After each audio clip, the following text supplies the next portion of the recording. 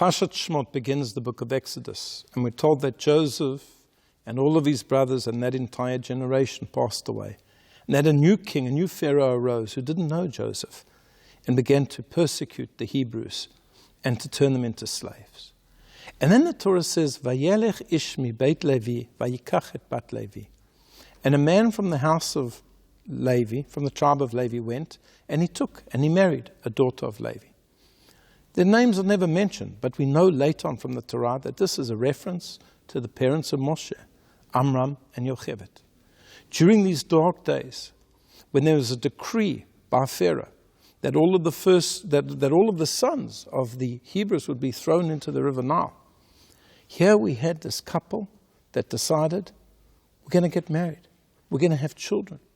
We're going to build the Jewish people. Well, maybe there won't be a Jewish people. Maybe that child will be destroyed. And in fact, to prevent him from being destroyed, Yocheved, his mother, put Moshe into the river Nile.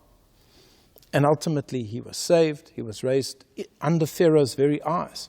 And he became the redeemer of the Jewish people. And this is an absolutely incredible start to the book of Geula, to the book of redemption.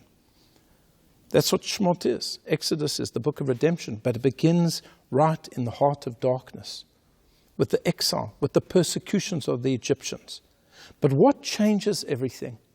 Not some enormous resistance, not some big underground movement, not some armed struggle, although maybe all of those things would have been important.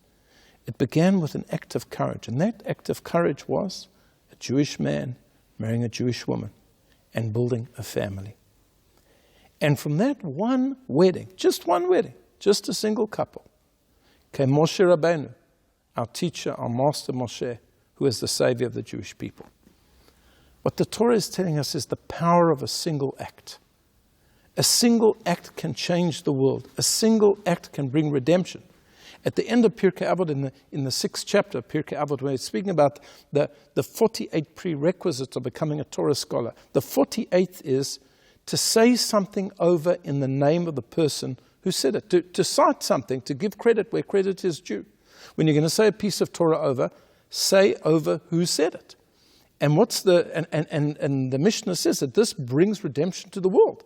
If you cite your sources and you say who the author of that source is, it brings redemption. How do we know this? We know this from the story of Purim. Because Mordechai found out that there was a plot on the life of Achashverosh, and he told Esther. And Esther told it over to the king, and she didn't tell it over anonymously. She told it over in the name of Mordechai. And later on, one night, years later, when the king couldn't sleep and he was looking through the book of Chronicles of Persia, he saw that Mordechai had saved his life and he had never done anything to help him. And this led to the whole redemption. It was a small little thing. Esther didn't have to mention Mordechai. She could have taken the credit for herself. She could have left it anonymous. Maybe it would have been a bad decision to mention Mordechai.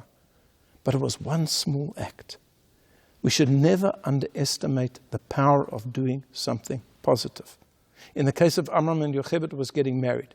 In the case of Esther, it was saying something over in the name of the person who said, but whatever it is, whether it's learning a small bit of Torah, whether it's saying Tehillim, whether it's doing a mitzvah, it has a powerful impact, and it can bring redemption to this world.